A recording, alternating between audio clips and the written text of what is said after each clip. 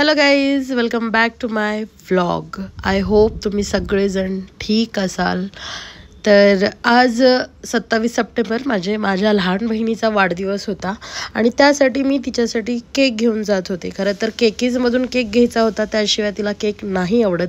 पण केकच्या जागी दुसरीच बेकरी ओपन झाली ती. म्हटलं आता माझ्याकडं वेळ नाही. वेळ याच्यासाठी नव्हता, कारण की आज मला जायचं होतं अंबेजोगाईला एका इव्हेंटसाठी, आणि तो इव्हेंट होता दांडियाचा.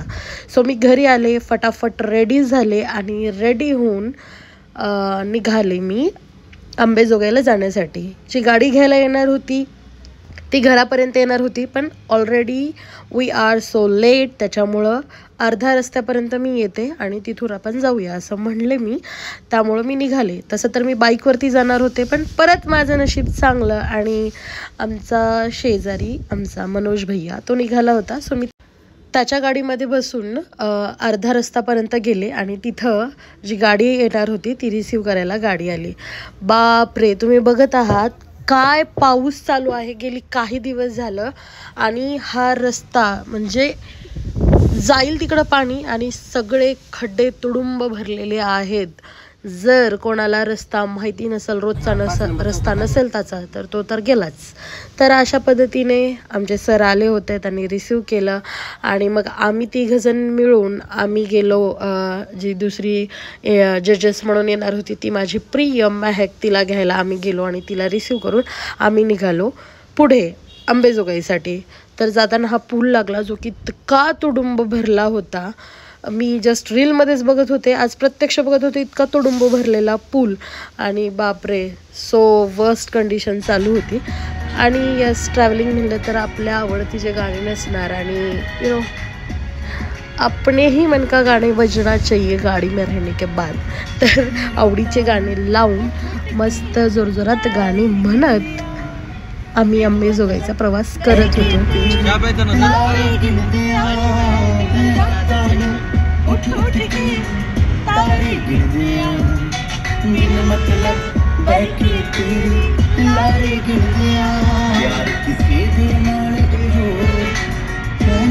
खूप साऱ्या गप्पा आणि गाणी म्हणत म्हणत आम्ही पोहोचलो अंबेजोगाईमध्ये.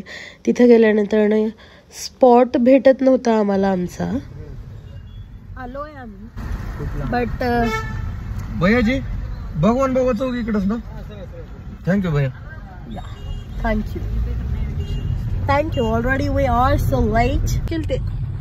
सो आम्ही आता पोहोचलो आहोत. आमचा जो स्पॉट आहे, म्हणजे जिथं आम्हाला इन्व्हाइट केलेला आहे तिथं.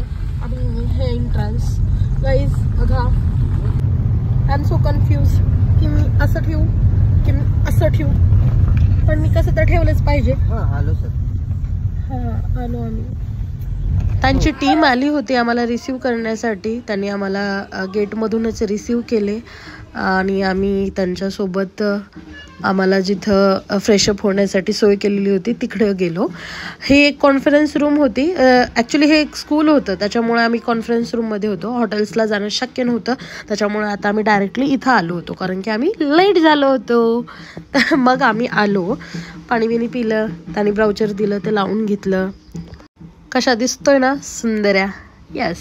तर मग त्यांची टीम आली, ज्यांनी आम्हाला प्रॉस्पेक्ट वगैरे आणून दिलं. त्यांचा मार्कशीट काय कसं असणार आहे, कॉस्ट्यूम असेल, एनर्जी असेल, स्टेपिंग्स असतील, त्यानुसार त्यांनी पूर्ण प्रॉस्पेक्टवरती त्यांचं ऑलरेडी कॉलम्स वगैरे बनवून मार्किंग वगैरे दिलेले होते.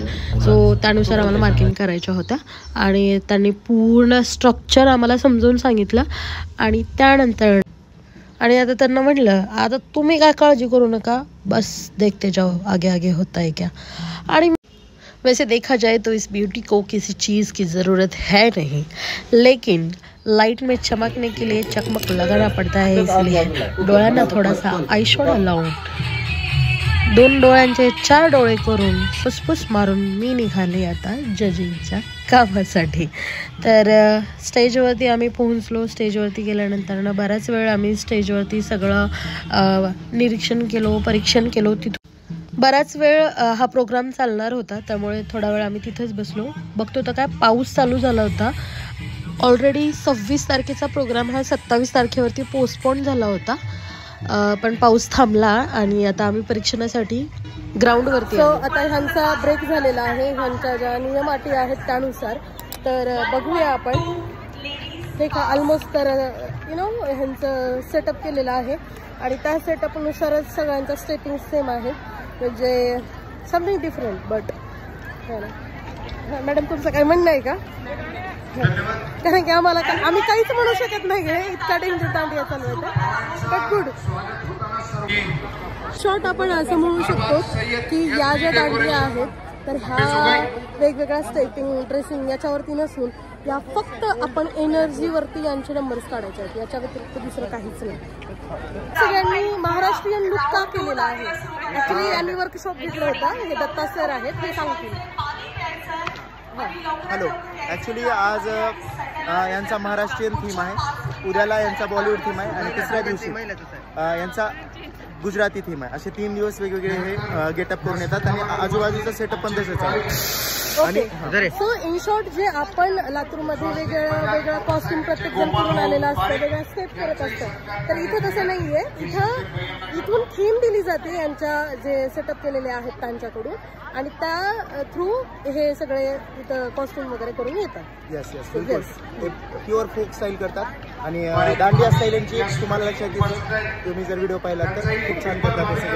आजचा दिवस बिकॉज ऑफ यांनी घेतलंय ना वर्कशॉप. हेच ऐकायचं होतं मला. Bye bye.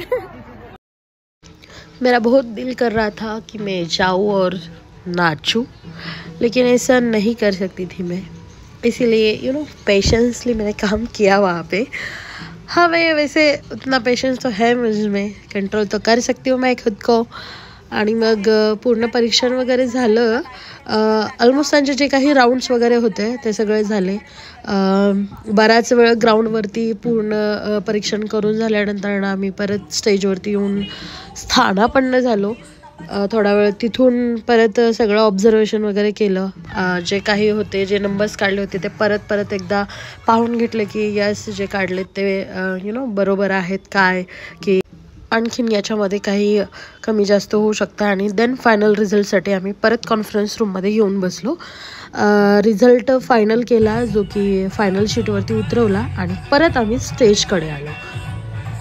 कोरिओग्राफरनी त्यांच्या रीलसाठी संपूर्ण जे इथं डान्ससाठी आले होते त्यांना एकत्र करून मस्तपैकी त्यांचे डान्स वगैरे घेतले, रील्स बनवल्या आणि आता झालं होतं प्राईज डिस्ट्रीब्युशन चालू. आणि अतिशय उत्तम नंबर्स काढण्यात आलेले होते जे आहेत प्रॉपरली प्युअर ऑब्झर्वेशन करून.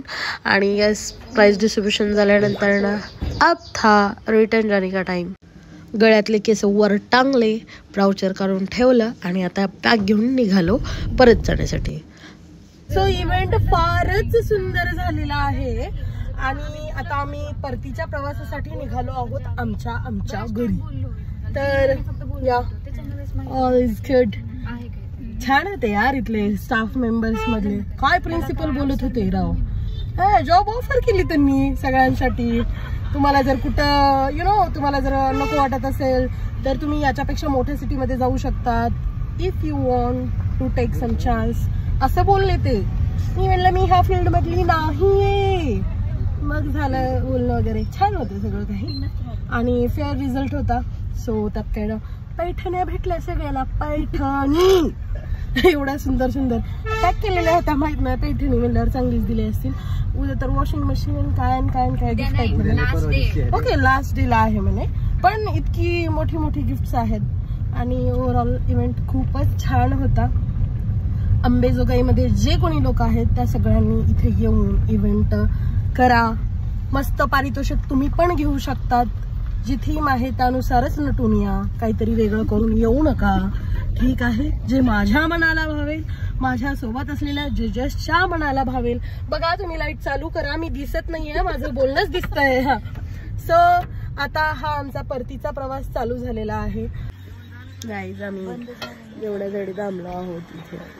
ऑलमोस्ट सगळे हॉटेल्स बंद झालेले होते आणि रस्त्याने कुठेच काही सापडत नव्हतं. सो एक धाबा आम्हाला भेटला जिथे थांबून आम्ही जेवण केलं. हा आता ठीकच म्हणावं लागेल. जेवण करून परत निघालो घरी आणि आता मी पोहोचले माझ्या घरी. सो भेटूया नेक्स्ट डे. बाय.